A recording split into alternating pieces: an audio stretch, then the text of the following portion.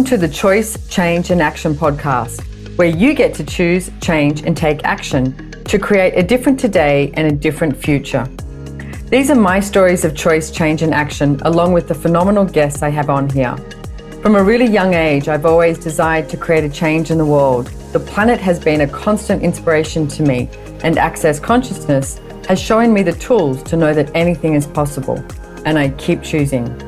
What are you going to choose?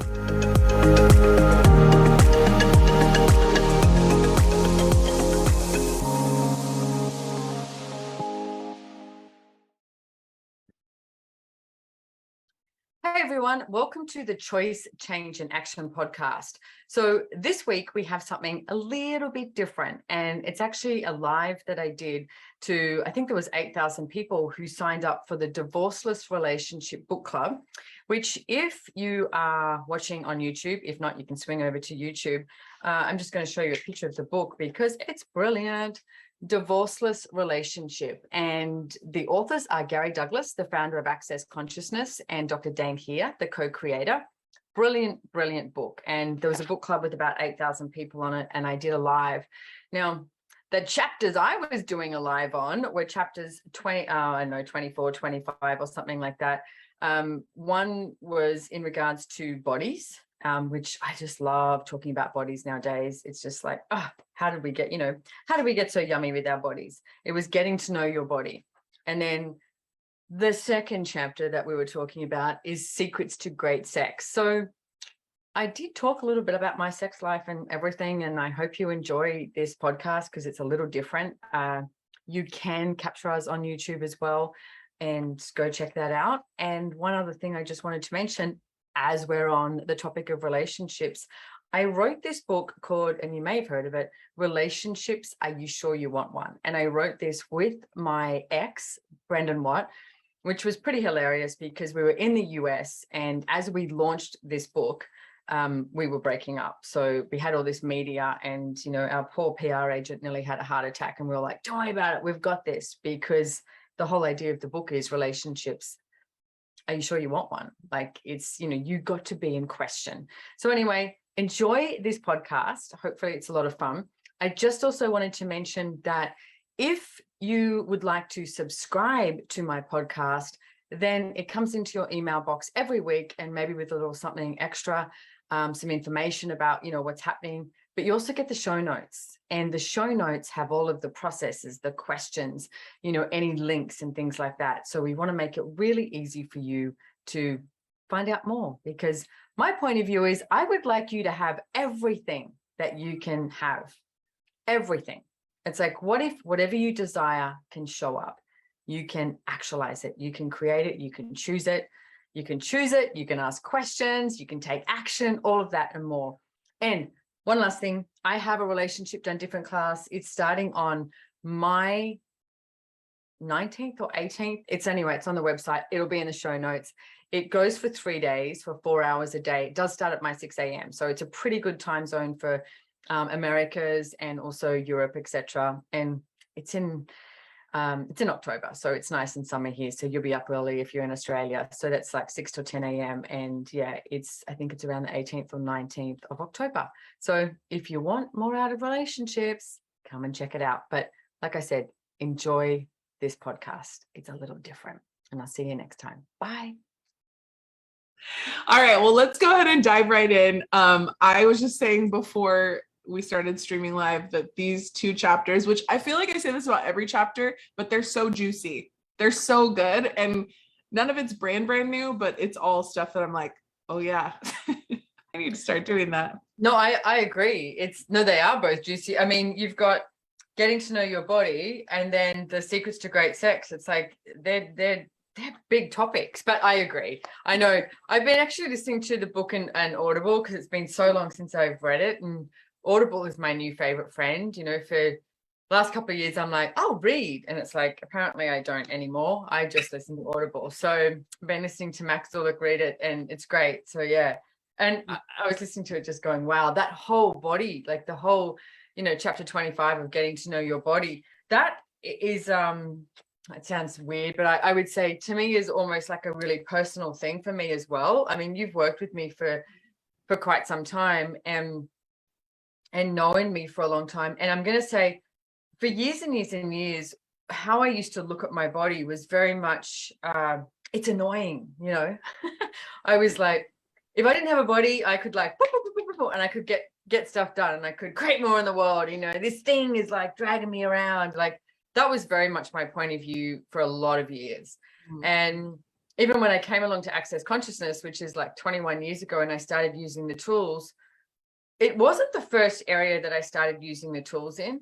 Funny, money and body were two things that I sort of pushed that one aside. You know, I'll keep using the tools in other areas. I mean, truthfully, to me, the tools I started using at first was in business, and because I just went, oh, Gary Douglas is talking about everything in business that I know, you know, is possible. So body was something that I did sort of dismiss. And then, I mean, can I just say, a really basic tool, and they talk about it in this book too, is listening to your body and following the energy. And for years, somewhere in my, you know, good thing I'm cute, I thought that if I judge my body enough, it will change.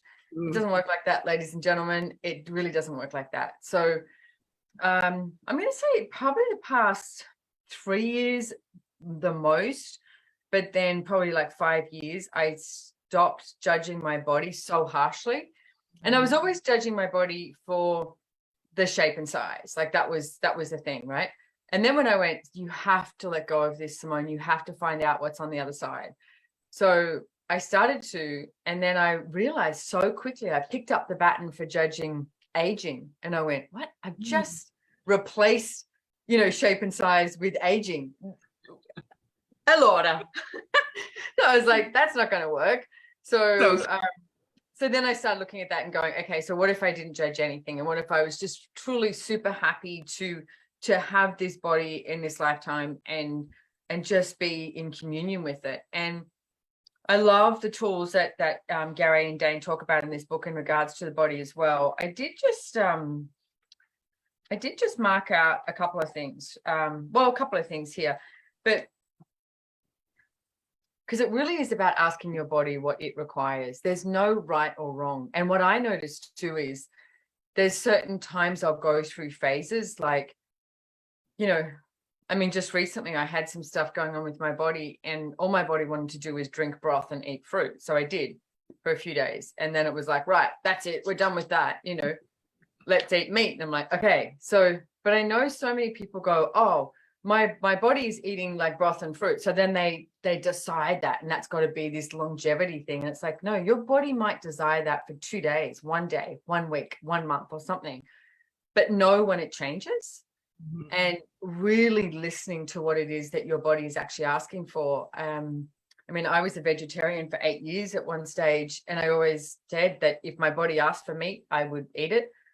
And I was sitting at a bar one night, my brother's bar, and the great chef there, and he heard me say, and I was like, I think I want to have meat. And he was like, he went into the kitchen, he picked out this piece of steak, gave it to his sous chef, and went, this is the way I want you to cook it, you know.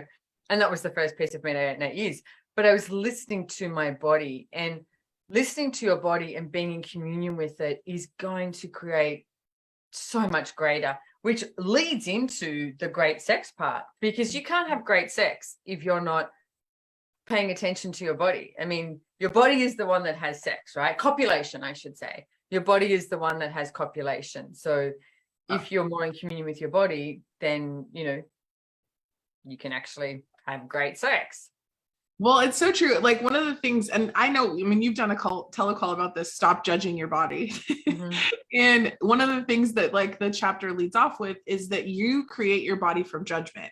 So you mentioned like this size thing, or the age, or, you know, whether it's fat, skinny, tall, short, muscular, not muscular, whatever it is, like all of that is based on judgment. And so if you've decided like what the perfect body is, which I love Gary explaining, the way he explains it here is that he says, perfect is a judgment. You have an idea of what your perfect body should be, but you never see the body that you have as perfect. You have to love your body for what it is, not what you think it ought to be. And I've heard you talk about this so brilliantly in so many ways, but like, just stop judging your body. And in that space of like, just even that one thing opens up this whole possibility of communication and communion with your body that's not available when you're judging. So let's talk about that for a second though, because I just said, stop judging your body. You've just gone, stop judging your body. But then people go, well, what the fuck? Like, how do I stop judging my body? It's like, saying, be happy. And you're like, okay, and so what if it really is like a muscle, okay? And no one else can do this for you. You have to be the one that chooses it. So you have to be, it's almost like a new religion for yourself. Be really onto it with what is showing up, right? So I actually start my day very much now. So start my day with when I wake up, putting my hands on my body somewhere, and I'm just like, hey, body.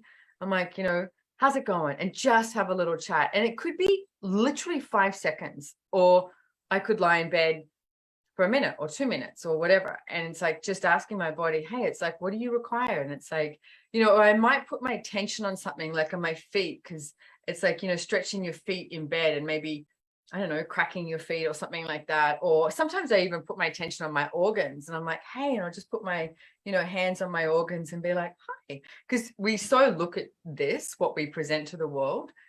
But breaking news, ladies and gentlemen, your organs and your insides are running the show, and even the cells of the body, like asking your cells, and it's like, okay, what do you require? Giving them a job to do, but not from judgment. And you've got to be the one that catches the second you judge, like the second you do it.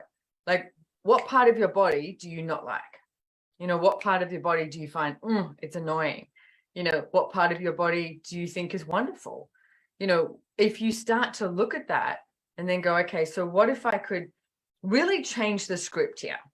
Like the parts of your body that you're like, meh, it's like, okay, so what is it? And you've also got to put some work in. Like if you actually desire to change your body, so a couple of things I asked for about 2 years ago was to be more flexible and have more strength. I like being strong, And I went and did this class today at my gym. It's like a high intensity workout, and I'm usually not available at this time, and I was. And I went, and I haven't worked with this instructor before, and she said to me, God, Simone, your dedication on each of these things is brilliant. And it was funny because I looked at it and went, what do I do? Because it's like that 45 seconds on, 15 seconds off, like that thing, right? The high intensity. And I'll count in my head. I have my own little insane wall going on up here. And I'll go, okay, you do 10 more of these. And I know that 10 more is not going to be enough. But once I get to 10, I go 5 more, 10 more. And in my head, I'm playing this little game with myself. Oh, I could quit. But it's like it's like if I quit, is that matching the energy of what it is that I like? And not judge myself if I do quit, because sometimes your body doesn't want to do all of that. But I love that whole energy of like working out and, and getting your sweat on and getting your fitness on sort of thing. So, but you've got to really be in tune with what your body is asking for as well.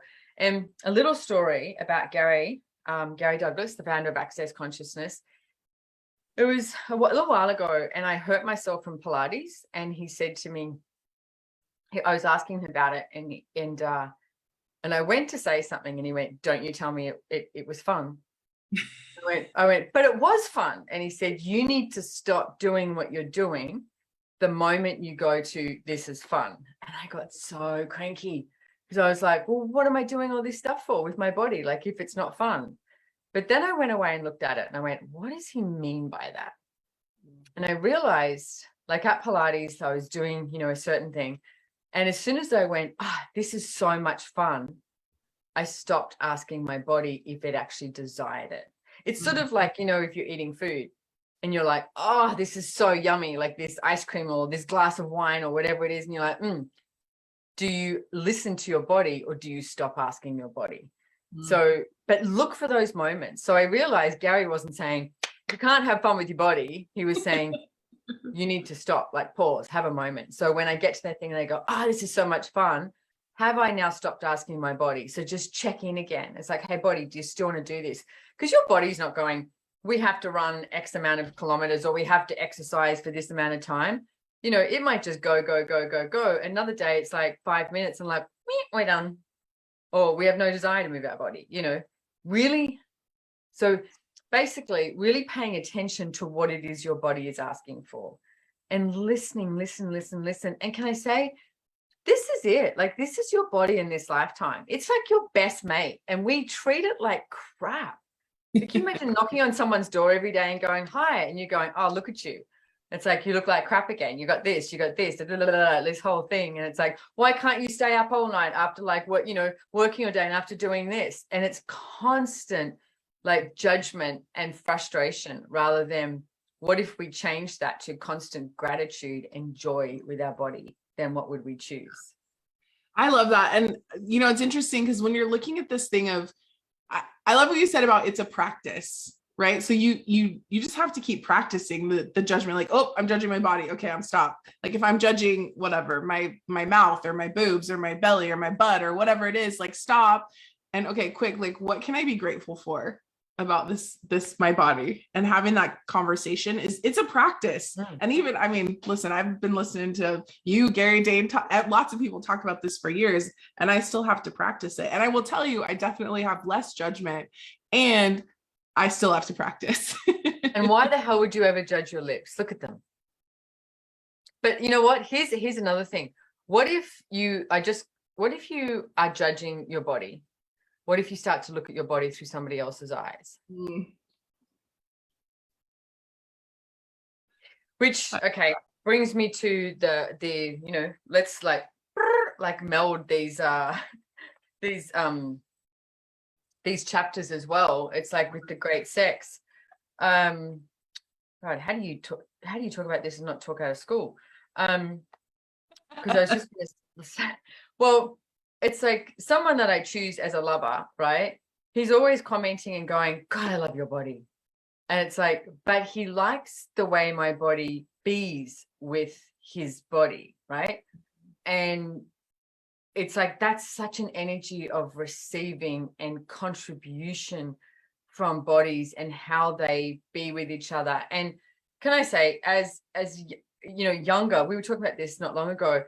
When I was younger, I mean, I think I lost my virginity when I was 16, and all in my head, I kept going, oh, great, I'm having sex. So I could like tick that box, Now I can go tell my friends, oh, I just had sex, There was nothing about it that was like, oh, is that nice? Is this nice? Oh, is that fun? Is this? It was just tick a box, right?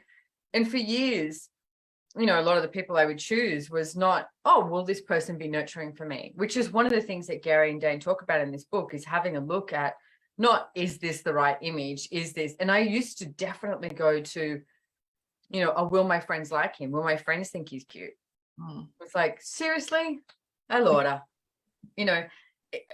Why would we do that? But we do. And it's like, as I've gotten older, it's like, I don't care if my friends like him or not, or if someone thinks he's cute or not cute. It's like, is this working for me and my body? Is this fun for me? Is this joyful for me? A different possibility. And do this, like one of the tools they talk about in the book, and it's interesting if you do this, right, is having a look at that energy of like asking your body, not you, because you tend to go, oh, the amount of women I know that go, oh, I want a man that's taller than me as a stipulation. Why? So, I mean, I'm 5'9", right? What's that? I said, I love a short king. You love a short king. There you go, ladies and gentlemen. And so, but it's a, like, I remember talking to this friend of mine who lives near me here, and literally she was on dating apps and that, and she's tall. She's like 6'1". I'm 5'9", and she was like talking about the height, and that was literally that was the first thing that she looked for. So she looked at the height, and if they weren't tall enough, they got swiped left. And I was like, wow. What if you actually asked for an energy, like somebody who is going to contribute to you? It's not about their height, their weight or the way they look, etc. I mean, great. I love beautiful people as well. It's like, I'm not, I like young toy boys. That's just something that I'm good at, I like choosing. Not saying I don't like older men, but I tend to walk down this road of like someone young and yummy. And I also ask for that kindness to show up. And that's definitely what's been showing up in my life, is someone who's kind to me and my body and doesn't judge my body. I was really earlier on in the book, they talk about the person that they were dealing, Gary was talking to, when he says about the, winners, no counts and losers. That was me. That conversation was with me. I'll never forget it, because I wanted to have sex with this guy, and he said, why do you want to have sex with him? And great question. And I was literally, because he was cute and I wanted to have sex with him. It was like, and then he went, what about this person? I was like, nah, and this one, nah, I think. And what we got to was, anyone who, I guess, didn't want to have sex with me, I had decided was a winner. Because if I could have sex with them, then I had won. I'd scored a winner. Nothing about like, will this be fun? Will it actually be nice to, have copulation with them? And then anyone who wanted to have sex with me, I'd put in the loser category. It was like, because it was like too easy, too hard, too easy. Like, what is it? What's the, three bears or something, when she comes in. Goldilocks. Goldilocks, yeah. And then the no counts were like they just didn't count. It was like these people who didn't have judgment in their world, but was like, and it was such an interesting conversation, because I realized how much my whole life I had been choosing men who judged me and my body the same as what I was judging. So if I was judging, my shape and size, I would have to choose someone who judged my shape and size too, because then it would be like, match the judgment, right? Because then it would validate the limitation I was choosing for myself. I'm not saying it's smart. It was friggin' crazy and insane, but that's what I chose. And so many people I know have done that. Now I'm like, okay, well, what would it take to choose, lovers who are nurturing for me, who are fun? Like, don't you want to have fun in bed? Fun, like to play. It's like not, doing sex by the numbers. It's like changes up all the time, and it doesn't have to change up all the time too. It's not like, right, let's get the Kama Sutra out and go one by one. You don't have to have it be like complicated, but not this like, I know exactly what he's about to do now, and this is when I give you a blowjob, and it's like, no, it doesn't have to be like that. It's like, what if you were willing to be with people who were following the energy with you and your body and the mood? Like, notice how when you go to have sex, sometimes you're like, you're like, wow, you're on fire, and it's like, let's go, maybe fast and furious is what you're after. And then there's another time where you're just like, slow, and you can touch each other's bodies for like ages before there's any, actual copulation, which copulation, bits and bits and bits in bits and bits in bits and stuff like that. But it's this really slow, whatever that is. And it's like, but if you're willing to have all of that and really play with all of that, then you'll start to be more in communion with your body too, and asking your body what it desires and what it requires. Yeah. And one of the things I love all of that. And just to clarify, so this was groundbreaking for me. So if any of you are hearing this for the first time, there is a difference between sex, sexuality, and copulation, which Gary talks about at the beginning of chapter 26. I was going to read that out, actually. Yeah. Do you want me to read that out? I totally. marked that out. It's got my little yellow thing here, because it's true. It's at the beginning of chapter 26, as Paula said, the secrets to great sex.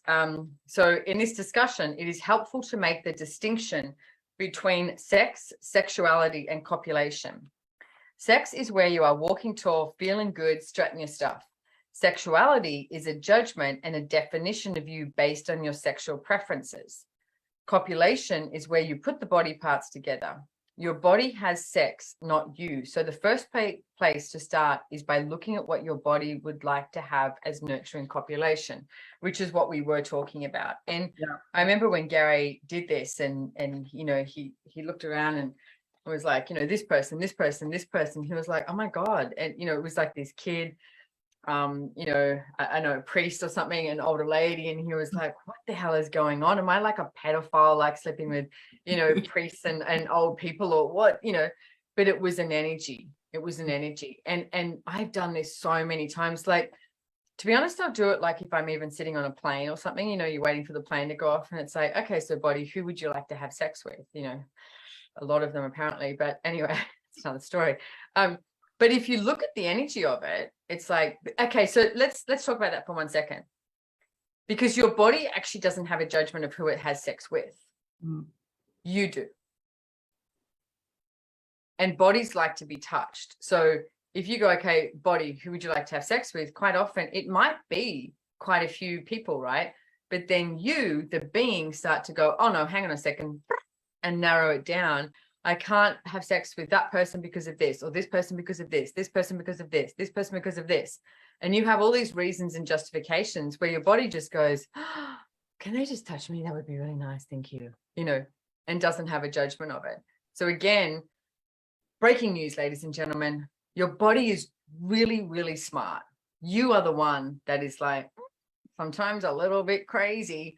And if you let your body show you, the way and listen to that, then you might have a really different reality show up. And it's interesting. I love that these two chapters are put together because it's interesting to look at this conversation of having communion with your body, creating communion by asking your body questions, and then rolling right into sex. Like, will this be nurturing? Hey, body, will this person be fun for me? And one of the, I can't remember what class it was, but one of the things that you said maybe it was years ago, I don't know, or recently, was that even to ask that question about, will this be nurturing? Even if it's someone that you're regularly having sex with, or like that you're regularly copulating with, like, don't just ask the question once and then that's it, footloose and fancy free off into the sunset. It's like, actually ask the question every day. Is it something that your body actually desires? Because exactly like what you said, we have points of view around it and we'll often deny our awareness or, you know, quiet our bodies and what they're trying to tell us in favor of whatever judgment we've decided needs to be fulfilled in that moment. And you just reminded me of a story. This is funny talking about this because I don't talk about this stuff all the time either. But there was, if you like, okay, years ago, my point of view was that you're with someone and it's sort of like the amount of times you have sex is really relevant. You know, if you're with someone, it's like, you know, how many times you're supposed to have sex before it's acceptable, you know, or we only had sex once this week or nonce this week. Then it's like, that's like, oh my God, what's wrong with me? Or what's wrong with this relationship? Or what's wrong? Rather than like, hey, maybe this week or today is not the day, you know, and really following the energy with that. And it got to the place where I had to look at it for me of what I was making so relevant about sex, copulation. Okay. So what I was making so relevant about copulation, which takes you out of the joy of it, by the way, because you're sort of like ticking another box, you know, like when I was 16 going, yay, I'm having sex. Where you're still going, okay, third time this week, or, you know, third time in 2 days. Yay. I'm like, how amazing am I? It's not how amazing you are because of how many times you've just copulated. It's like, it's actually not relevant. And I really had to work on that for myself because I was making copulation the relevant part of being in a relationship. And for me, one of the things I looked at was that was easy for me. It's like copulating. It was like, that was easy. And it's not intimate. The five elements of intimacy is gratitude, trust, honor, vulnerability, and allowance. Now, those 5 elements of intimacy was a lot harder for me to choose with someone than copulation. Copulation, sex is sex, you know, but having that level of intimacy, that was like, eek, you know, that sort of thing. So I really had to look at this and go, okay, so what if I was willing to have that 5 elements of intimacy though, with everyone, and including myself and my body, and not have copulation be that relevant? Like, it's like, do I enjoy it? Yes. But I remember there was one point I came back from a trip and I just wasn't that interested in sex. Like, I was, you know, and I said to my lover and I went, you know what? I don't know if I like sex anymore. And he was just like, okay. And then and I was talking to him on the phone or just before I came home or something like that. Like, I wasn't physically around him. And I was like, I don't know, maybe I'll never have sex again. Like, maybe I'll never have copulation again. Because I was just not, like, masturbation, no. Copulation, no. I was busy just doing a whole bunch of other things, and it just wasn't in my world. And I was like, I wasn't getting turned on by anything. And I went, well, maybe I just don't, maybe I'm done. Maybe that's it. You know, no more copulation. And anyway, I met up with him and saw him. It was funny because he was like, I think you're okay. I think you still like sex. And I'm like, I think you might be right. So, but I was willing, my point is I was willing to say, hey, maybe I don't. Because people make having sex right or wrong. Like I know some people that have not had sex in years. It doesn't matter. Mm-hmm. You're not right because you do copulate, and you're not wrong because you don't. And breaking news, it doesn't matter how many times a day you have sex or don't have sex, or how many times you masturbate or don't masturbate. None of it's right or wrong. But if you're actually being really present with you and your body, then you get to choose. And then that's when it's just like, Mamma mia, like the joy and the pleasure that you can have with it all. It just exceeds exponentially. So we do have a question, and I'm really actually excited to have you talk about this. So someone's asking about in the conversation around judgment, can you talk more about positive judgments and how to like get out of kind of that web of positive judgments? Is it different than quote unquote negative judgments? Like what do you have to say about that? Yeah, look, a positive judgment is going to lock you up just as much as a negative judgment, because the negative judgment, we tend to go to, you know, we can put that into this box, right?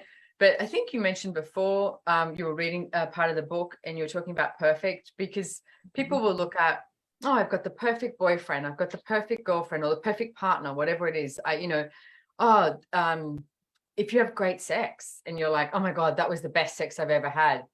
Killer, ladies and gentlemen, killer. You've just said that was the best sex I've ever had. Damn, you're not getting anything greater than that. So positive judgment though, or like, this is the, you know, my boyfriend is the, you know, perfect boyfriend. It's a judgment. Perfection is a judgment, right? So all of that quote unquote positive judgment leads into this place of where you do not choose anything different and don't choose anything greater. So if you do have great sex, instead of saying, you know, oh my God, that was so good, enjoy it. How does it get any better than that? How the fuck does it get any better than that? What else is possible now? And it's like, whoa, that energy. And it's like, and tap into that energy of that and go, yeah, I'm going to expand on that. That is like, ooh, what else? So what if you were interesting point of view of it all? And that's a tool that we use in Access Consciousness. So it's not about like focusing on the negative judgment or the positive judgment. It's like getting rid of all judgment. So it's like interesting point of, because the other thing you'll do is if you have someone in your life that's like, you know, a great lover, great sex, great boyfriend, you know, partner, whatever it is, then if you create that as something that's a positive judgment in your world, you will not allow anything else in either, because you're hanging onto this so tight. You know, when you see people hanging onto a relationship so tight and it's like, well, I can't let this go. You know, this is it. This is it. This is it. And it's like, wow, you know, are you tired of that yet? Or like, you know, clenching every molecule in your body so that you don't let go of this? What if everything that you've decided is the right choice in your life and for your body and in relationships and with sex and copulation, you just went, right now, this very moment, I'm going to destroy and uncreate everything that is.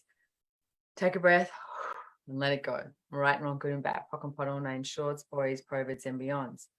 Because what are you avoiding by holding on to something so tight? What if you're willing to be those 5 elements of intimacy I mentioned before, the gratitude, trust, honor, allowance, and vulnerability with you first? Got to have that with you first. Have that with you. It's like, then what else can show up? Because what if you, I mean, you're super grateful for your relationships, grateful for the people you get to copulate with, etc. What if it was a choice every day, like, and you didn't end up making it a necessity? It's like, okay, so I choose to copulate with this person, not, oh, this is the person I've got to copulate with, you know, it's better than nothing. It's like, there's billions of people out there in the world. It's like, you can find something, you know, greater and better if you choose. Know when it's time to go, thank you so much. I've had such a great time. You know, is it time that we called it quits and just said, thank you for being in my life, and I thoroughly enjoyed you, and it's time to choose something different? Like, what if that's the life we could live with all of this?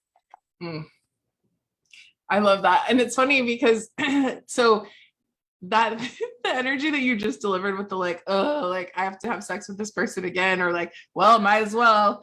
It's so funny because there's a part in one of your chapters where Gary talks about feeling tired.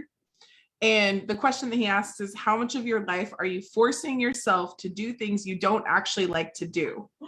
And how much of that is what's that he says the truth is that the energy you put into making yourself do things that bore you is what makes you feel tired. Have you noticed that you have to expend more energy to do things that you don't want to do? Yeah. And I mean, whether it's sex, whether it's whatever your business is, you know, all those different things, it's really interesting to look at that energy in the context of sex, but then also in your life. Well, you know, Kevin Hart, the comedian. Yeah. Okay. I was an interview or something like that I saw of him, and I thought it was great because he was talking about how basically his wife was asking him for more sex, and he's like, you got to pick. What do you want? Do you want dick or do you want money? Because I'm out working all the time. He goes, I come home and I'm like, I'm exhausted. I just want to like go to sleep, lie in the bed. But if you want dick, then I'll stop working, you know. And it was this great, honest approach to it. He's like, you know, out making movies, doing all this, and he's like, you've got money, okay? What do you want? And I just thought that, I mean, I'm not saying it doesn't have to be an either or, but I just love the way he addressed it. He was like, I'm tired. Like, I don't want to have sex right now. It's like, okay. But what if you did get to choose? Like you, and you know, if that's you, if that sounds like you, and you're just like, yeah, I am working my butt off here, and I get home and the last thing I want to do is get naked and play. Okay, acknowledge that. And then go, well, what if we could go away for 3 days and get naked and play? Mm-hmm. You know, like look at it and go, okay, I'm not actually desiring to have sex that much, you know, but body, do you want to? And if you're with someone, then go, well, what if we actually made, you know, an event of this? Like we go away for 3 days somewhere and don't take our work with us, you know, can't help just a little bit. You're like, oh, what's that, you know, but do a little bit, but then just be like, hey, let's just play and let's just see how this goes for 3 days, you know. But again, you got to be the one that chooses this. Like there's no handbook. I mean, yes, there's a book, Divorceless Relationship, but there's no handbook of the right way or anything like that. It's like you got to choose what works for you and your body. Well, I think it's interesting too, because when you look at this, the bigger conversation of like sex, sexualness, and copulation here, there's so much that I think there's so much that's left on the table with sexualness in terms of like that. When you're willing to have that energy of sexualness, and when you're truly willing to have the energy of sex, where you're willing to receive everything, like there is a turn on that occurs in your life. And that's actually something that Gary talks about in the book. He says, let's see here. He says, at what age did you turn your body off? Look at that age and ask, what decision, judgment, conclusion, or computation did I use there? There will be a sense of wrongness, which is like a fixed conclusion, but there's a decision there too. There's a decision you've made about the wrongness of your body. And he goes on to talk about like that basically the rules of this reality don't apply to us. But you have to be willing to receive all of those like generative, nurturing, fun, like exciting energies. And then the more you're willing to play with that, the more you feel that like vibrancy and that like joy of living. Yeah. And I'm grateful you brought that up too, because it's like, you don't just get turned on when you're about to, you know, copulate, right? And it's like, so let's do this little exercise here. This is one of my favorites, okay? So every single person who's listening now, you know, and in the future, it's like, what I want you to do, if you can shut your eyes. It's up to you. If you're driving, don't shut your eyes, okay? Already on the energy. What I want you to do is I want you to get the energy of orgasm, okay? That sweet, sweet orgasm. Now, it could have been 5 minutes ago, this morning, yesterday. It could have been another lifetime. If you, and I get it, there are people, I've spoken to many people who haven't had an orgasm in this lifetime. Again, that's not wrong. But what if you didn't quit? What if you actually just explored? So you know the energy of orgasm. I know you know that, right? And what I want you to do is I want you to pull that energy up through the entire earth, like go 100,000 miles into the earth and pull that energy of orgasm up right through the earth, through the dirt, and tap into the energy of the earth, you know, the mountains, the oceans, they're like, and up through your feet up into your body, wherever you are, could be sitting, standing, whatever it is, up through your body, and tapping that orgasmic energy to every molecule in your entire body. I mean, up through your genital areas, that's just like, it's like up through, coming up into your chest and out the top of your head and through your arms and your fingertips, so that there's this energetic, like, heartbeat pulse of this orgasmic energy that is throughout your entire body. And everything it doesn't allow you to perceive, know, and be that, where you destroy and uncreate it, right, wrong, good and bad, POC and POD, all nine shorts, boys, perverts, and beyonds. And it's also an energy that is a really alive energy. So you can do this like in the morning in the shower, just go, oh yeah, that orgasmic energy. Yeah, and then that orgasmic energy going into a meeting, going to work or anything. It doesn't mean you have to copulate, but you are allowed to walk around with that like orgasmic energy throughout your body, just going, yeah, I'm going to live like this. So everything it doesn't allow you to choose to live with that orgasmic energy, where you destroy and uncreate it, right and wrong, good and bad, POC and POD, all nine shorts, boys, perverts, and beyonds. And it's like, what if that's how you be in the world? I love that. Well, that actually brings us very beautifully to the end of one of the chapters where Gary talks about the joy of embodiment.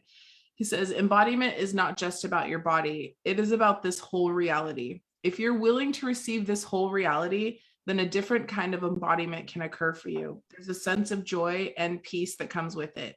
You can watch people choosing whatever they choose and know that there is oneness. And in oneness, all things are included and nothing is judged. How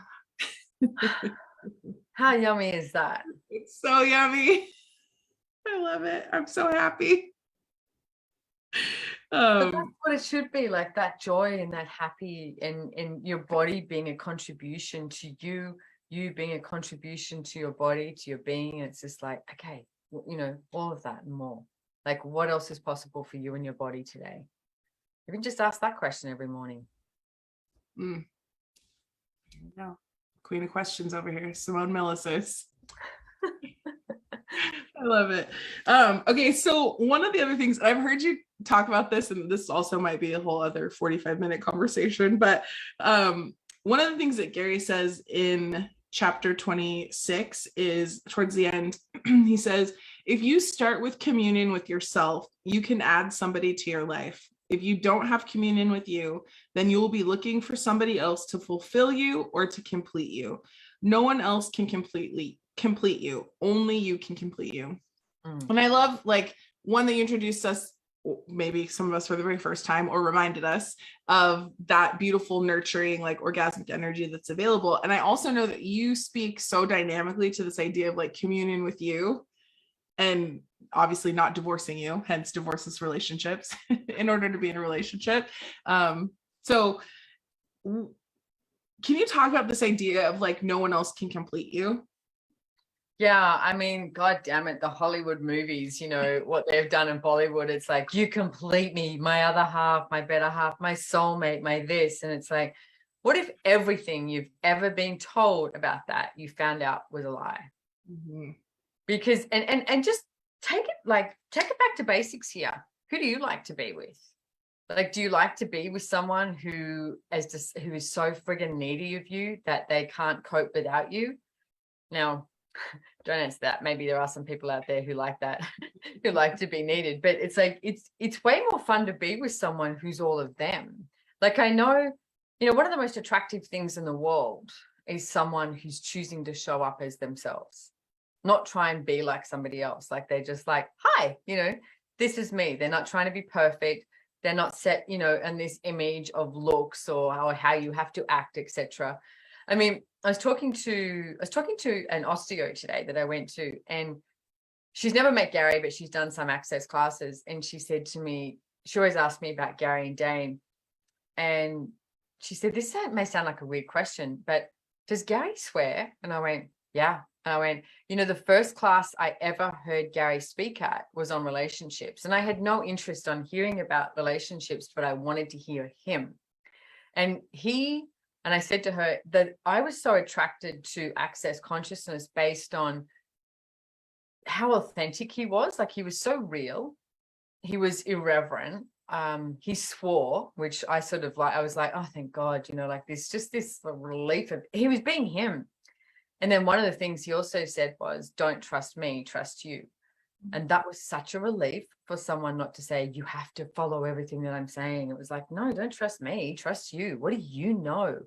And if you are looking to put your trust in somebody else, before you put it in you, you're never actually going to have all of you. It doesn't work like that. Now, if you have that trust with you, I mean, that's just one of the 5 elements of intimacy. But if you have that trust with you, then you can trust someone else. But trust is not this blind faith. It's like, you know, that they're going to do X, Y, Z. It's like, no, I trust that this person will be this because, you know, that's what they are or whatever. It's like, hasn't got this expectational projection of them. It's you an allowance of who they be, and you get to enjoy it. It's a choice. It's not this necessity.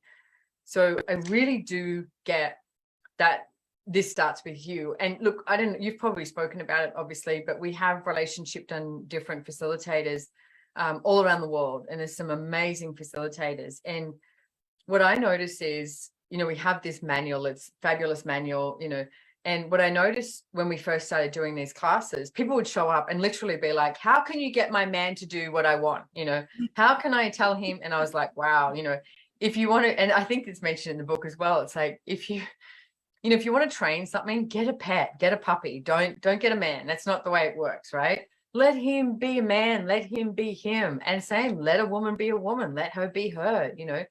And what I've noticed though is as we've started to do more of these classes, it's changed. It's like people are coming to these classes and finding out like, oh, you know what? The greatest relationship I can have is with me and my body. And it's like, ooh, that's exciting. Because when you have that, you can have it with then you get to pick and choose in a really different way because you're not looking for someone to fulfill you. No one can fulfill you. You get to do that. That's your job. Yeah, and you can have people that contribute, actually. Let me say that, because that's a major piece there. Like I've got people who, I mean, including yourself, Paula, who are a contribution to me, right? But it's like, you don't complete me, you're a contribution. There's a difference. Wait, what? No, you don't complete me. I don't wake up and go, Paula, you complete me. I'm actually okay with that. But look at the energy of that, right? The difference. If I said, Paula, you complete me, yeah, it's like, how much do you have to go, shit, what does that mean? What am I meant to be doing? Am I fulfilling that? You know, all of that. Whereas if I say you're a contribution, it's got no edges to it. It's just got this like yummy energy of like, yeah, I'm a contribution. It doesn't have to be like, you know, you complete me. It's like, is that like an hourly job? Is that that's every day, right? How many hours am I going to put in for that one? Whereas contribution can be anything. It doesn't have a time limit to it. It's just like a contribution. I love that. That's awesome. Simone, you're wonderful. Thank you so much for being so welcome on this conversation. It's been quite the adventure. All of these relationship done different Divorceless Relationship Book Club conversations have been so wonderful. So thank you for the contribution that you be to me personally and all of us. And if you, for those of you that are watching, Simone did mention a Relationship Done Different class. She has one coming up October 20th through the 22nd. You can go to SimoneMilasas.com or accessconsciousness.com or relationshipsdonedifferent.com and you'll get more information at one of those 3 locations. So Simone, thank you. And thank you everyone for joining us. Yaku, translators, everyone. Thank you so much for making this possible. Yeah. And thank you for taking the courage to be on here, everyone, because it takes courage to actually choose for you. It should be the easiest thing in the world. And we make it one of the hardest things in the world. And there's only one thing we want hard in life, ladies and gentlemen. And if you don't know what that is, go back and read chapter 26 again. So thank you for having me here. Mwah. Of course. Mwah. Bye, everyone. Bye.